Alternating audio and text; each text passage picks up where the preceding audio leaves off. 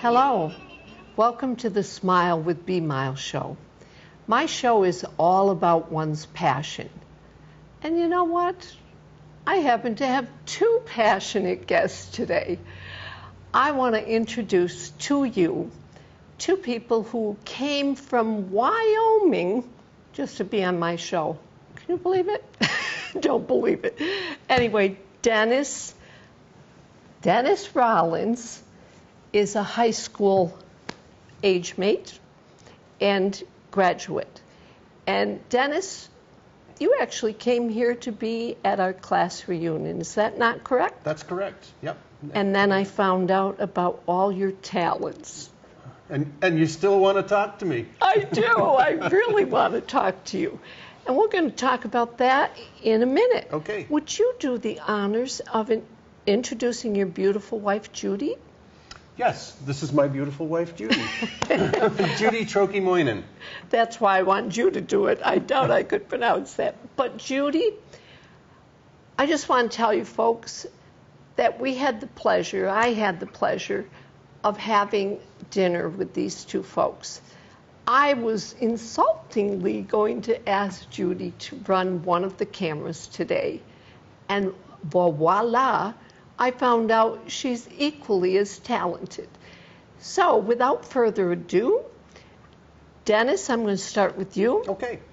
It's really good to see you after all these years. The same, absolutely. Now, I was just blown away when you started telling me about what you do and where you do it.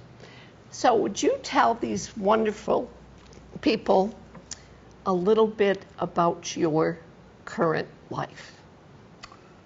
My current life or my prior life? Well, how many lives have you lived? 8. So I have one more. Well, let's start wherever you'd like. Okay. Well, I got into filmmaking back in the mid-90s, and a fellow from Connecticut and I worked together, and he was doing some documentary work, and I had gotten cast in a movie called Starship Troopers back in the mid-90s, and I fell in love with being in a movie. However, in Casper, Wyoming, there's like about this many opportunities to be in movies. So I started contacting places back in New England, producers and whatnot, to try to get some work, because I grew up here and I knew a lot of people, and I didn't have much success with that at all until I got together with this one fellow from Connecticut, and he let me come back, and we did, I think, 3 or 4 small independent movies together. And while I was there, I only went as an actor, but because I was there, I just started to learn about the behind-the-camera stuff. And so that one thing led to another, and he came out to Wyoming to film some Iraqi war veterans. Now, who's he? His name's Andy Blood, and so he came out to film some Iraqi war veterans, and so we were just sitting around one night, and he had done some public access television shows, and he said, "Do you think we can get these on the air in Wyoming?" And I said, "Well, I'll give it a try." And we did. We were able to get them on one of the local television stations. Well, one thing led to another, and we had decided to try to film a series in Wyoming that was geared more for the PBS audience, where we could film people, well, kind of like people in their passions. How about that? Perfect. Kind of the same thing. So anyway, I pitched the idea to the PBS affiliate, and they said, "Great, let's go ahead and do it." So Andy and I went crazy for about 10 days filming all this stuff, and anyway, we wound up doing well. He helped on the first season, and then after that, it was just too much for him to continue to come back to Wyoming to do this. So he told me, he says, well, I've taught you everything I know, and so I just kind of launched into doing it on my own, and wound up doing 6 seasons of a show called Wyoming Portraits, and it was very popular, and it was great fun. That was the thing. Well, I was going to ask you, because we had such a nice opportunity to chat last night. You have done how many films, would you say, behind the camera and in front of the camera? Well, I know for Wyoming Portraits, just that series, we did 100 episodes, just over 100 episodes. Wow. So then with other things that I've done, probably, I don't know, 125 plus, wow. Something like that. Well, it's going to be 126, right? Because you're going to have me in your next one. Well, of course. Did you read that small print? I am going to get new glasses soon, so. Well, you did sign off, too. You thought you were paying for the Oh, meal. yeah, those image release statements. I know Yeah, how that works. I know. So, what is it like to work with PBS? Are they easy to work with or tough? It depends on who the general manager is. The first lady that I worked with there was wonderful. She was very accommodating, and we really did not have any kind of a problem as long as we got those shows over there on time, and there was not really any issue there. The last fellow that was the general manager was, I don't want to say he was difficult, but he was just a little different. And as an example, one of the shows we're going to talk about in a little bit is Del Burke and the Yellow Hotel.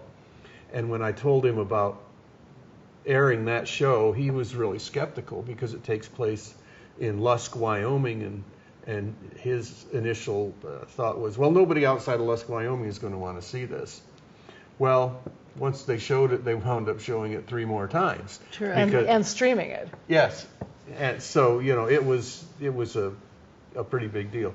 But, so, long way to answer your question, but it really depends on who the general manager is. But everyone else there was always very, very good, very accommodating. I didn't have any problem with them at all. Terrific. So you know that I have to ask you how you met Judy, because her passion is kind of the same but different genre. Mm-hmm. So, Judy, you told the most beautiful story last night about how you met. Oh, we can't repeat that.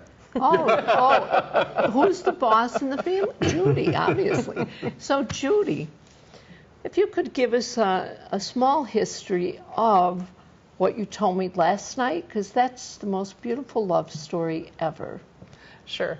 We met through a mutual friend. I have known this woman since 1982 when she moved to my high school and we graduated together.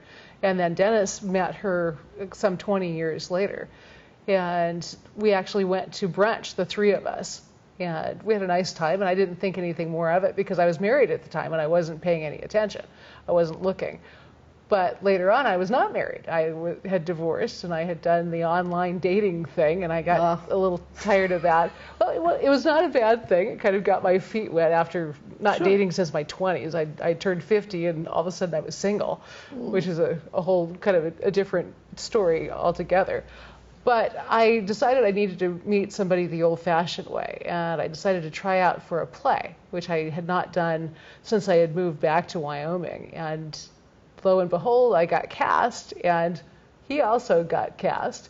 And one evening during rehearsal, we were kind of riffing and telling jokes back and forth, and I thought, this is an interesting guy.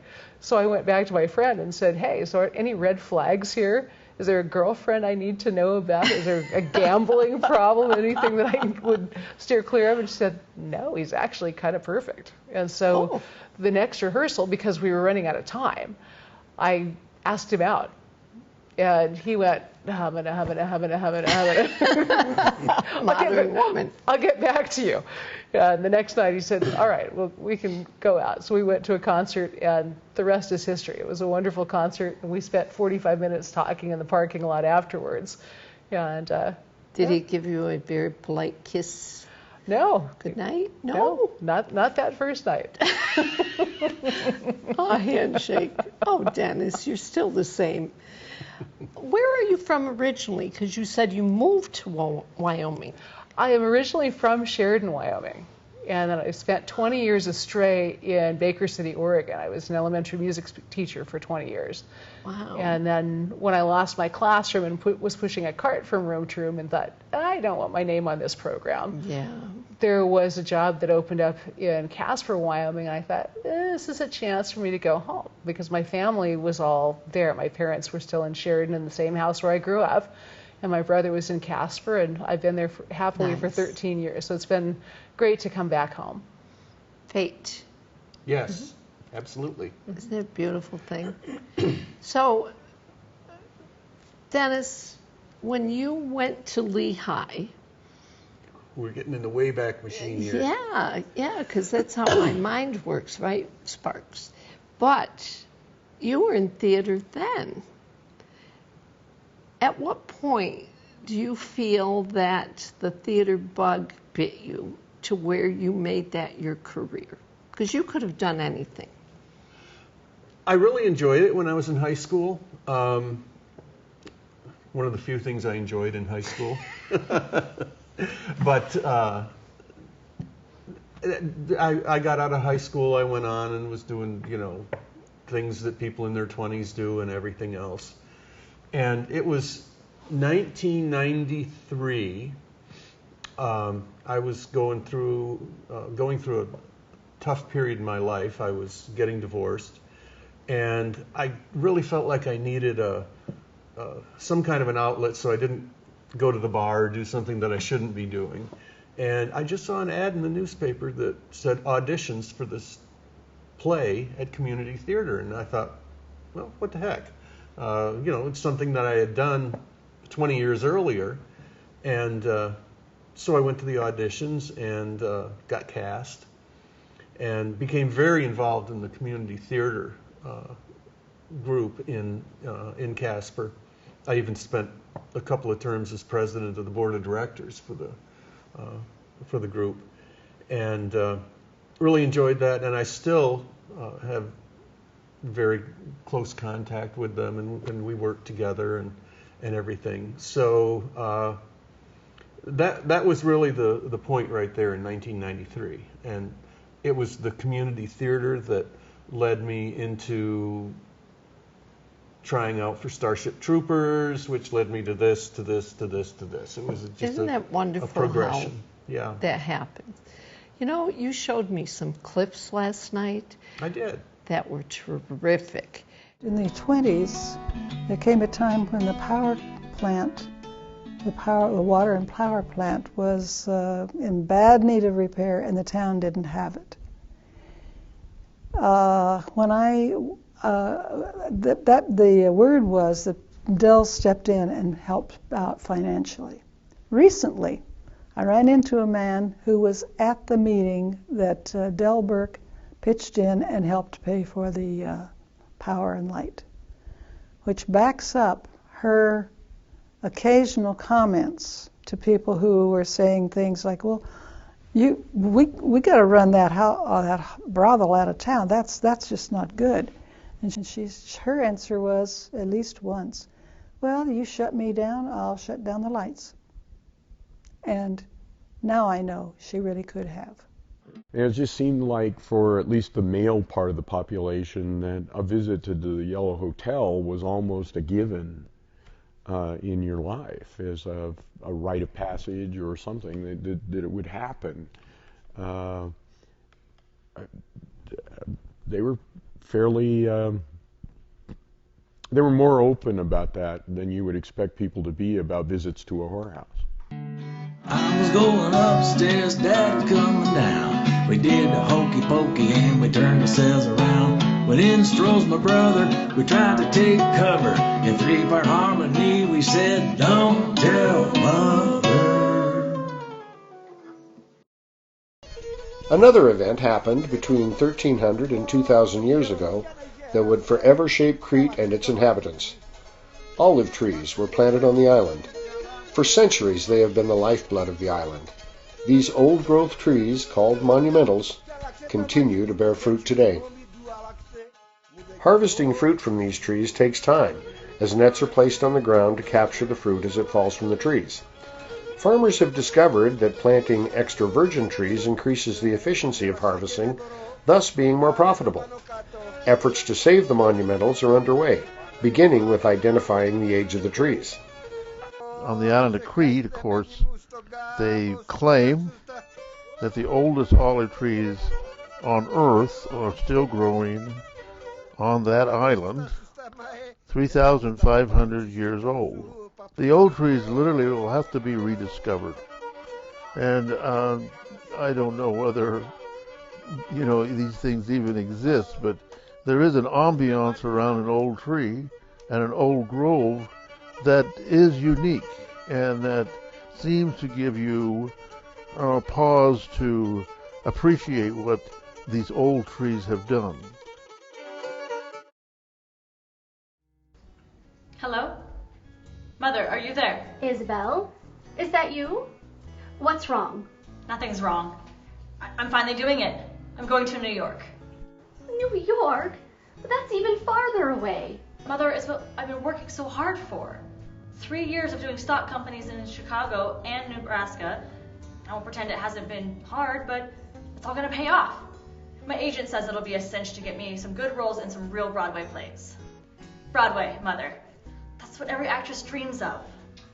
It's not like he was a saint. What do you mean? Your father was a good man. In some ways, yes. But you had to have heard the stories. You had to have seen. It was in our own house.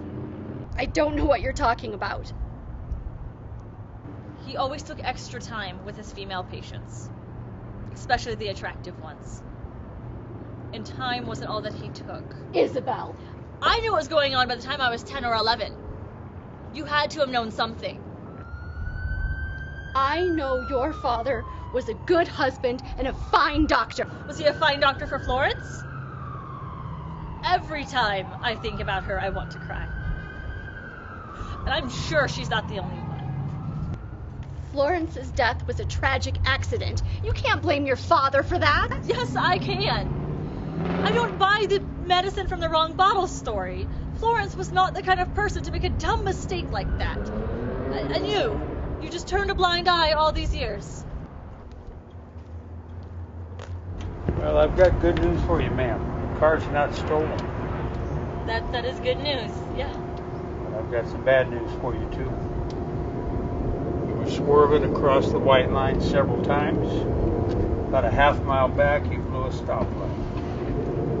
So what I'm going to need you to do is make sure your keys stay in the car. I'm going to need you to step out of your vehicle for me, please. Oh.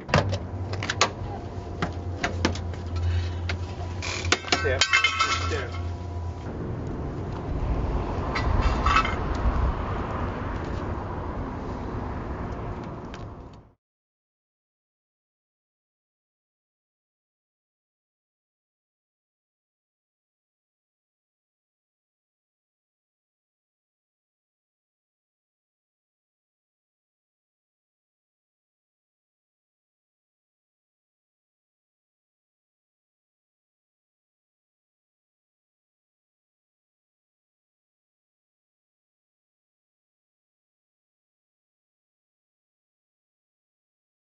Can you talk about some of them for me or for the viewing audience, because they were fascinating? Sure.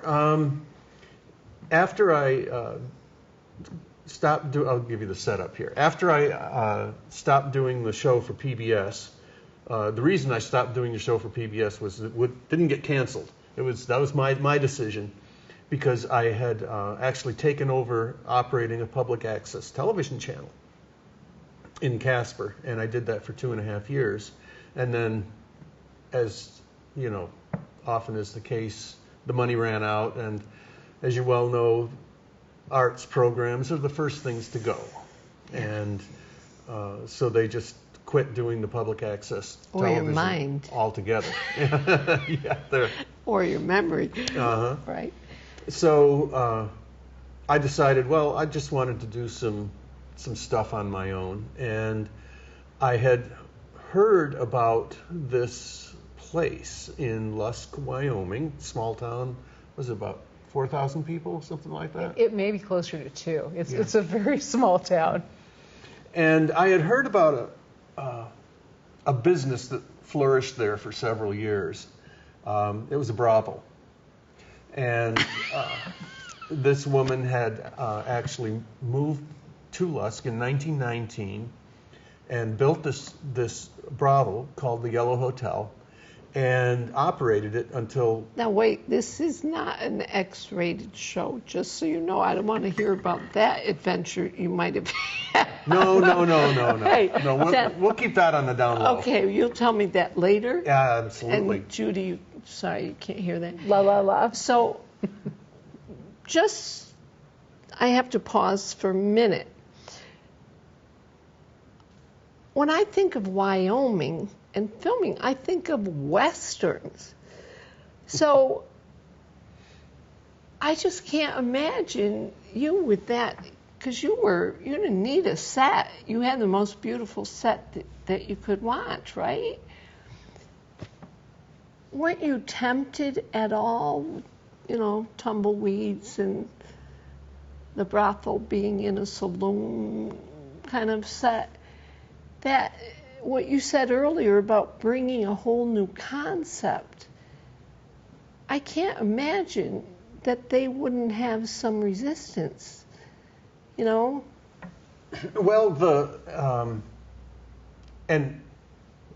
we do have a clip of this show to run. Yeah, I'd like to see that. Yeah, and in it, as you'll see, it was really a very different dynamic in Lusk, Wyoming about the brothel, because it was very accepted. It was just, that's the way it was in Lusk, Wyoming. And when we would go down there and talk to people, everybody had a story about the Yellow Hotel. And long after we finished the documentary, we still were getting stories about the Yellow Hotel. And Del Burke was a really interesting cat. She not only, ran this totally illegal business for, 50 some odd years, but she also donated money to all the local charities. She actually paid to college tuition for many students to go to college, some of whom became doctors, lawyers. One of my very favorite stories about her, actually Judy got the story. Yeah. Maybe, and she could probably tell you know which one I'm talking about. Yeah. I do. Judy, let's hear about it. Wyoming is a very small town with very long streets. And I was in the UPS store, had to mail something, and my phone rang, and it was a client from Lusk, and I had to take the call. And so I apologized to the clerk when I was done and said, this was a person from Lusk, I had to get this. And she said, have you ever heard of the Yellow House? And I said, I have. And she said, my grandfather was in Lusk, and he was an oil guy. He was a foreman for an oil crew, and he was fully Sioux. He was the Lakota Sioux. And he would take his crew in on payday, and it was a very prejudiced place. He couldn't go into a restaurant or any other place. It was. But Del Burke would let him come into the Yellow Hotel and sit in the lobby, and she would let him smoke a cigar, and she would bring him a cup of soup. And he wasn't there to patronize the ladies, but she treated him like a human being. Isn't that nice? And when his wife would come to town, she would then bring a gift for Del for treating her husband with such respect. And so she was a lady ahead of her time. And Dennis mentioned the scholarships. One of the conditions was it was anonymous. She couldn't, the students could not say where they had gotten the money from. So there were lots of kids from Lusk, Wyoming who would have not gotten a shake that got one because of her. And when she died, she was worth $1.3 million. Wow. She was quite a businesswoman. She got Forbes magazine and some of these other things. She was very smart. We have the Dream Away Lodge here, which, you know, kind of has a reputation of having had some going on there. But it's a really nice thing when people give back. Oh, yeah, absolutely. You know, and I think both of you have given back. And I would be remiss to not tell you folks that to my left here, we have an opera singer as well. In fact, those beautiful glasses that you brought, I was going to put one on the table and see if you could break it. You're a soprano, right? I was back in the day. I've lost a good bit of my range, but I'm classically trained. I was in some operas in college, and I did a lot of singing. I was a composer, and I did some arranging, but I also conducted the Sing It Yourself Messiah, Handel's Messiah, for 5 years in Baker City, Oregon. Sang the solos while I was conducting, which was a definite trick. Oh my God! And you said you were in Madame Butterfly? Yeah, I was in the chorus when I was in college, which was a great experience. Wow, absolutely. So how have you merged your two talents? So obviously you met via theater, but what do you do today that you do together? Fight? Never. No, actually, never. Judy is a huge help in what I do. She has appeared in 2 of my movies, and is always there to help and support. And you know, when we'd have our big premiere, you know, she'd always fix up all kinds of hors d'oeuvres and everything. And we can talk a little bit more about that when we get to that show. But well, you need to tell us about, and I know the answer to that, and I know just looking at the two of you and the chemistry I feel here, that you have merged your talents, or you would not have been so wonderful last night. I could see the little bluebirds tying ribbons in your hair, and it's a wonderful thing when you can find a mate that gels, and your passions aren't so different that you have to share time or not feel part of each other, correct? It works really well for us. And yes. As you know, any kind of a performer has to have an ego. That's what keeps us from looking really foolish on stage. We practice hard enough so that we leave all the mistakes in the practice room. So we have the performers' egos, but not with each other. We don't threaten each other. We compliment each other and can offer suggestions. That's beautiful. And I love your love story. So, want to talk about your clips, and please talk about the famous actress that was in Gone with the Wind. I read about her last night. Interesting. Yeah. I got to keep everything chronological here. No, you don't. That's the way it's in my brain.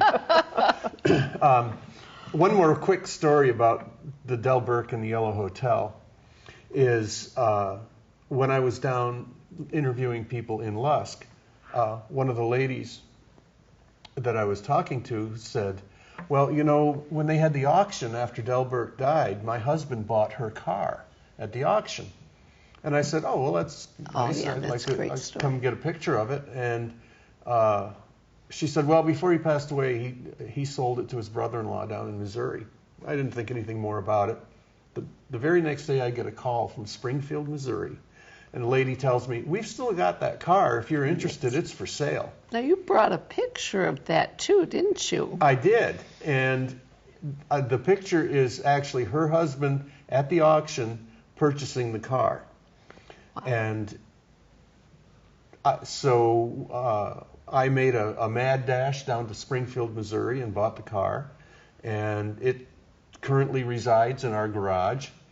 funny story, when we were house hunting, I had to bring a tape measure along to make sure the car would fit in the garage. This is a 55 Chrysler loaded. It has every luxury feature, and it has the authentication. It's got her original title. So beautiful. Yeah. Nice thing to have.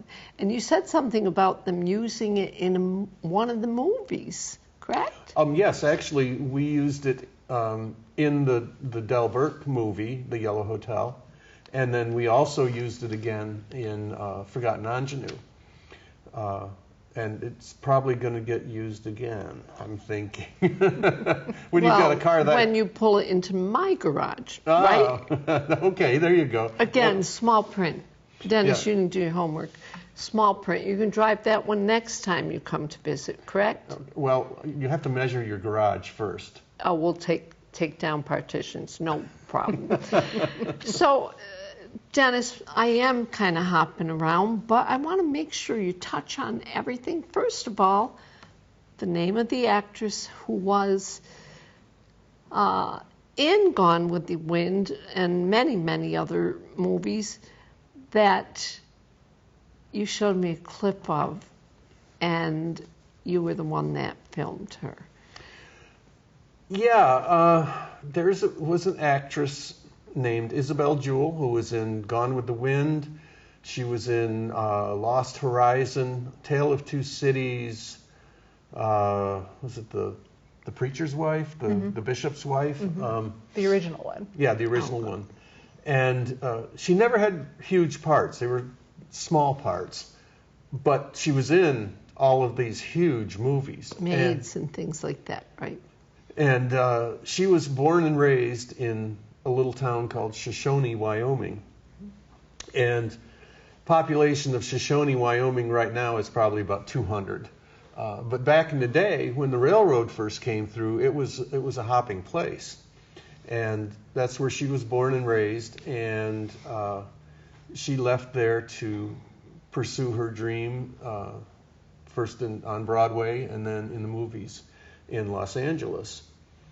And it was just one of those stories that I really wanted to tell. And unlike the Del Burke documentary, I wanted this to be a scripted movie rather than just, people talking about it. So a friend of mine is a very good writer, and she wrote the script for it, and we put it all together. And probably 80% of the movie takes place in Los Angeles, and it was filmed entirely in Wyoming. So that's kind of the flip-flop of the way that things usually happen. But anyway, it turned out very well. We filmed it all in black and white because we figured that was going to be correct for the time period. And it's won a couple of awards, and you actually you've won quite a few awards, and I am just so proud to be able to say you are from here. I mean, graduated in our class. Should we have a red carpet for when you walk in? No. No, next weekend. Can you believe it? Well, you wouldn't be able to find one in time. Oh, I have one. For when I walk in, wherever I go. People don't know why, but I like the red carpet. Well, there you go. Now, you also, because I have two very passionate people in fact, did you see my text next year? Because you guys come here every year. Mm-hmm. You will be sitting there, and Dennis will just be rolling out the red carpet, because it's so awesome to have two very, very talented people that have merged their passions. And what about the olives in Greece? The olive trees in Greece. When I was doing the Wyoming Portrait Series, one of the shows that I did was a fellow who lives in Casper, but his family was from the island of Crete, and they still have property there, and they have an olive grove there. But it's not the green olives. It's the black olives, the fully ripened olives. The wrinkly ones? Mm-hmm. Oh, I love them. With pits. Yes, absolutely. And so this fellow, what he did, or what he does, every year he goes over to Crete and harvests all these olives, and they press out the oil, and he has the oil shipped over to Casper, Wyoming, and he bottles it up and sells it. Wonderful, wonderful olive oil, by the way. Mediterranean, I love. And so I had just done this show on him a few years ago, and anyway, we stayed in contact and whatnot, and so he was telling me, well, they're cutting down all these old olive trees that are like 1,500, 2,000 years old. Oh, no. Because what they're doing is planting extra virgin trees, because the extra virgin olives are a much better cash crop. And so my friend George said, I really would, I don't like this. I'd like to, be able to do something about it. So I said, well, how about if I come over to Crete? That's how I invited myself over. That's nice. And we'll do a show on it. And so we went over and we filmed the show on the efforts to save the old growth olive trees. And the nice thing about that is it spawned a movement over there to save the olive trees. And that's terrific. What they've started doing is doing an adopt a tree program to save the old trees. Thank you, Dennis. And actually, one of the trees has been adopted by Arnold Schwarzenegger, of all people. Leave it up to him. Yeah, that's good.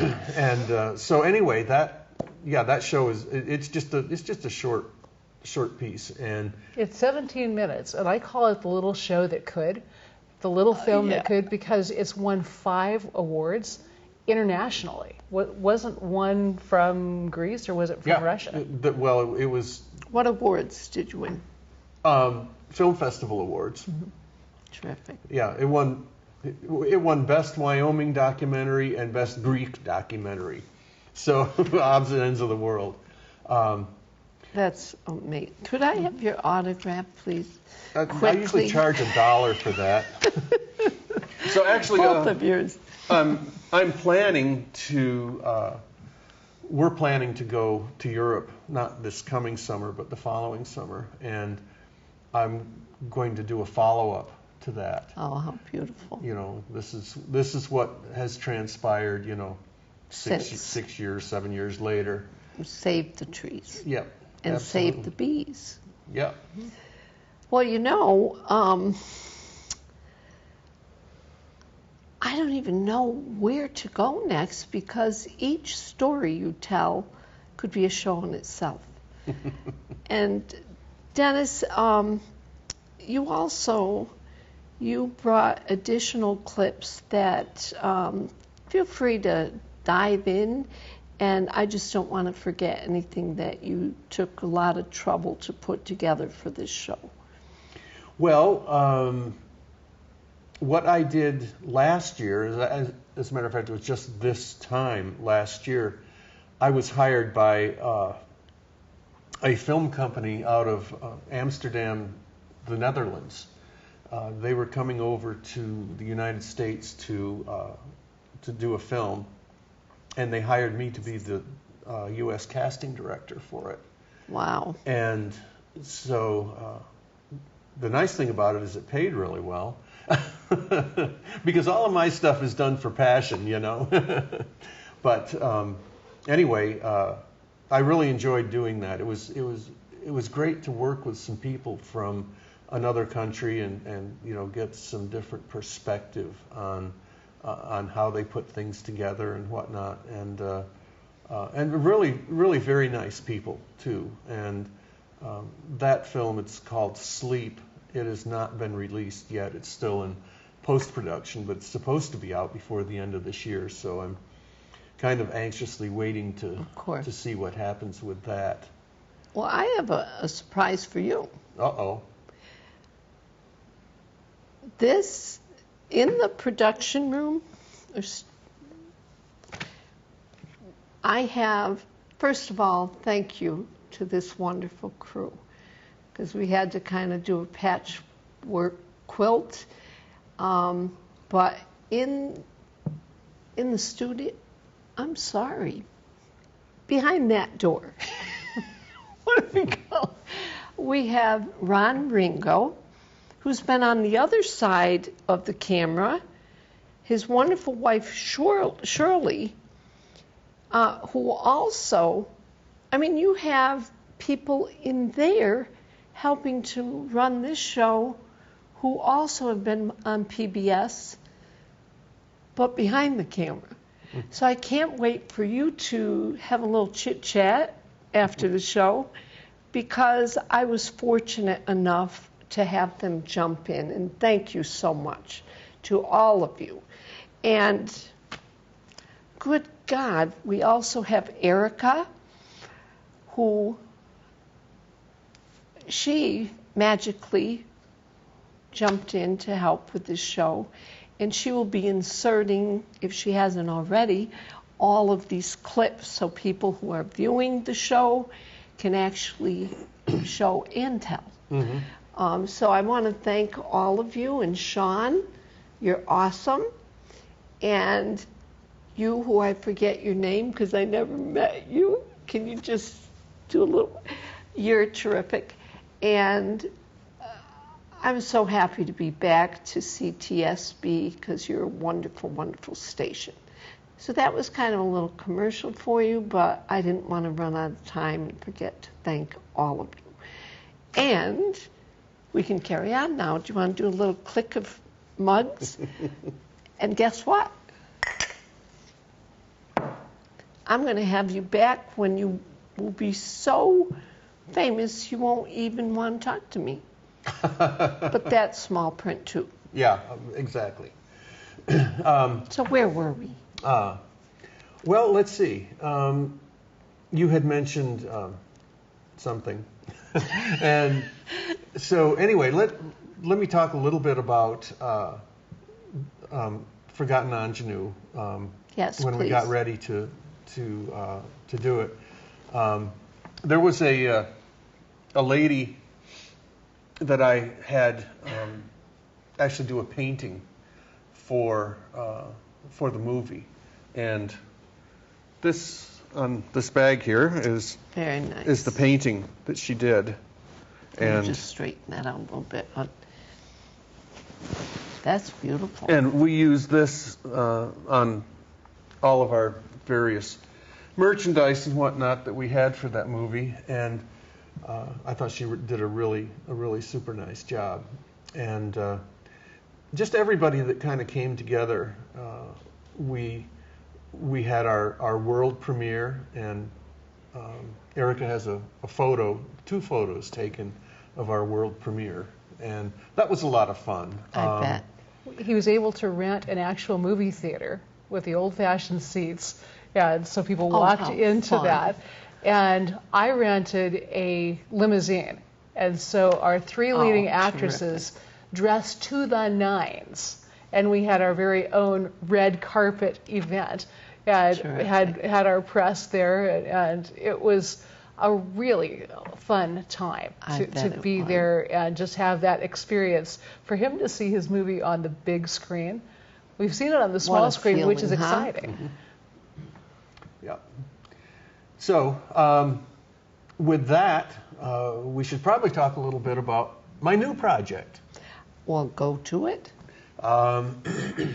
Okay, a little bit of setup about this is I was born and raised in Berkshire County, and I spent I spent the first 9 years living in Great Barrington, and I remember, even as you get older, things that you remember from your childhood that just maybe you can't remember where you left your coffee cup, but there's something in that mind that you never forget. Absolutely. And one of the things that I never forgot was my mother was she was a housekeeper, and she would go and clean people's houses, and she used to take me along with her to these or to this house that she cleaned in Great Barrington.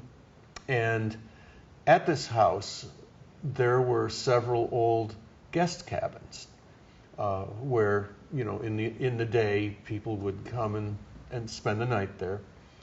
And I had these vivid memories of going there, and I'd go out and play in the cabins and whatnot.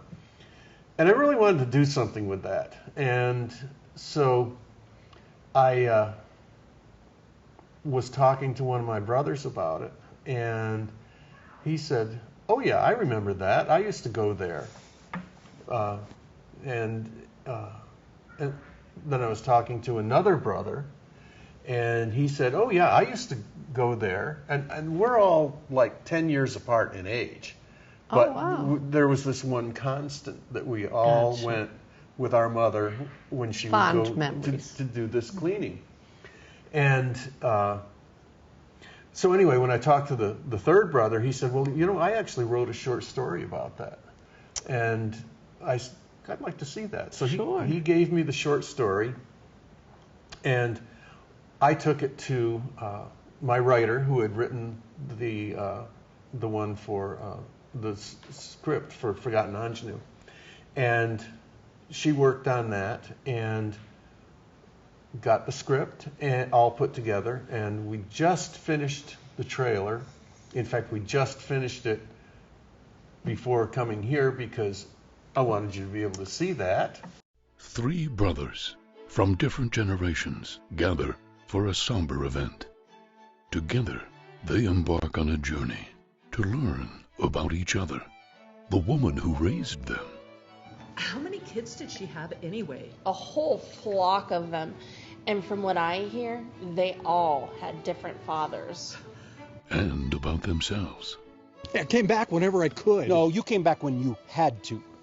You kept waiting for Mom to melt down, and then you'd come in and save the day, and screw the rest of the year. Wolfgang of Wyoming presents the story of a family as they discover their bond to each other and the woman who held the family together at the cabins.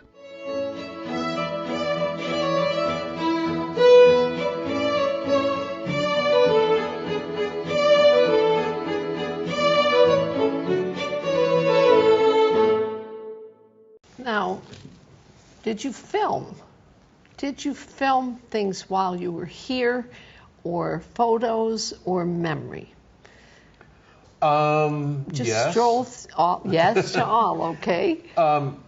We haven't started the principal filming yet. We'll do that as soon as I get back. And I've shot some footage here, and the nice thing is, this is just based on a true story, because we couldn't fill the whole thing up with just memories or whatnot. And so basically it revolves around these three brothers who don't really know each other because they're from different generations, but they're back together for their mother's funeral. And they start to learn about each other and their mother, and the way that I'm putting it together is the three brothers basically appear in segments throughout the movie, just kind of sitting in the woods talking about reminiscing. And that sounds like you don't want to give away your whole plot, though. Oh no, I'm not giving away the plot. Because I'm married to a writer, so I might have to go home. But what I'm doing is they're doing the reminiscing, and then as they reminisce about something, one guy might say, "Oh yeah, well I remember when Mom and I used to," and then I'll do that in a flashback. That's beautiful. Do you get most of your ideas visually, like what happened while you were here, or in a dream, or do you work at trying to come up with a concept? How does that work for someone like you? This may sound like I'm trying to make fun, but I'm not. Most of my heavy thinking comes sitting in the hot tub drinking a glass of wine. She will attest to that. Oh, I love that. So I think we should keep that a secret because you've given us enough to go on that you've already captured my attention. I can't wait. So when do you think that this is going to actually be completed and aired where we can watch this beautiful concept? I'm really hoping, well, and of course a lot of it depends on the weather because we are here and winter is coming. So as soon as we get back, I want to try to get all of the exterior locations filmed before weather gets bad. The interior locations, it doesn't really matter. You know, we can do that anytime. I'm hoping to have, you know, the principal filming done before the end of the year, and then, you know, getting into the editing process and whatnot, and so that hopefully by late spring, early summer of next year. So. And when is it that you come back here every year? Next summer. We usually come back in the fall so that we can enjoy the beautiful foliage. Of course, because you're in Vermont right now, traveling. Right. So you get the best of both worlds, yeah. Berkshire's and Vermont. That's terrific. Now, are you going to have Judy in this film? Yep. Terrific. Singing? No. All right, do you have walk-ons, like somebody who loves to be in theater and you know very well and her name is kind of on this mug? You laugh. I jest not. Seriously, isn't it wonderful what you do? And we have 7 terrific theaters here. Do you go to Colonial or Berkshire Group or Barrington Stage? Any of the do you carve out time to see what's going on here? Yeah. In fact, we're going this weekend to see Lunar Eclipse. Oh, nice. And Shakespeare and Company, you know, they do some terrific things here. In fact, Kate McGuire is going to be a guest on my show. I cannot wait. But we have a plethora of art here, so I can see why you're drawn to come back here. And of course, I can't wait to hear you sing. So next year when you come back on the show, come prepared. And piano? Do you need us to get a grand? I think I can probably manage without. You think? Well, we have musicians that can provide you as well. But I can't wait. And are you going to be modest at the class reunion? 50th class reunion, Dennis. Is that not scary? Yeah. Are you going to be sharing how accomplished you are with our classmates? Probably not. You know, you mentioned something last night at dinner. You said, what's the difference between envy and jealousy? And I don't want to be one that puts on airs and have somebody just say, oh, well, he just likes to talk about himself. Well, that takes a lot because we have other people that are going to be at the reunion who will do just that. Mm-hmm. Because we haven't seen each other for 50 years. So, you know, that takes, what is it that Hemingway said? I know I'm going to blow this because I don't have a memory anymore.